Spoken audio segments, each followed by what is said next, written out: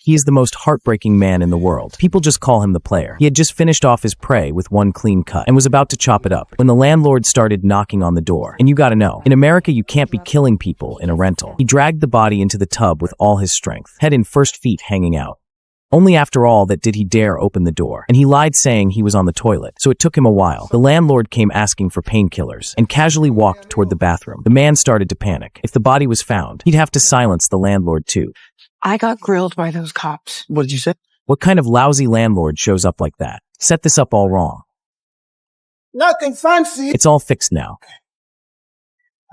Thankfully, the landlord didn't mess with the shower curtain, and the man named Uncle Dex finally breathed out. Though people called him the bloodthirsty forensic, he had killed countless people, but only the bad ones. Like in his city, New Haven, there was a psycho who targeted rideshare drivers. Dex thought that couldn't go on. Keep killing like that, and no one could even catch a ride anymore. So he kidnapped the psycho, sent him off with a stab right in the heart. Didn't even ask for a 5-star rating. Afterwards, he tossed the body into a special furnace out of town, burned it till it was half done, then suddenly remembered something. He opened the hatch quick, pulled out half a roasted arm. Thank God. Crispy on the outside, tender inside. Still smelled good and could be reused. Dex cut off a perfect thumb, made a fingerprint mold out of it, held it to the light, thinner than an ultra-thin condom, spread some glue on it, pressed it onto his own hand. Fit like it was made for him. Turns out there was a demon organization that had prepaid a big travel fee, inviting a bunch of psychos to a serial killer business conference. At the set time, he arrived at the park. A black Benz stopped right in front of him. The driver was a blonde bombshell, Ronald Schmidt.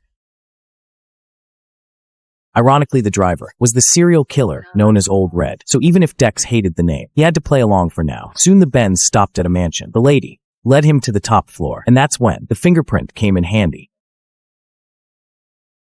It's sweaty.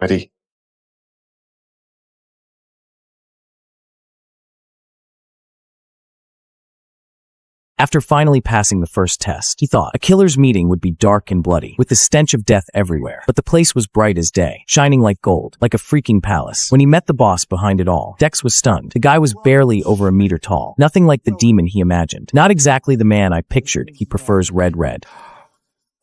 I can't even express how thrilled I am to meet you. The boss said his name was Leon, and that he was Old Red's #1 fan. Then he took Dex to a wine cellar, opened a secret door, and led him into a hidden room. Right at the entrance stood a clown statue, and Dex's memory flashed back all at once.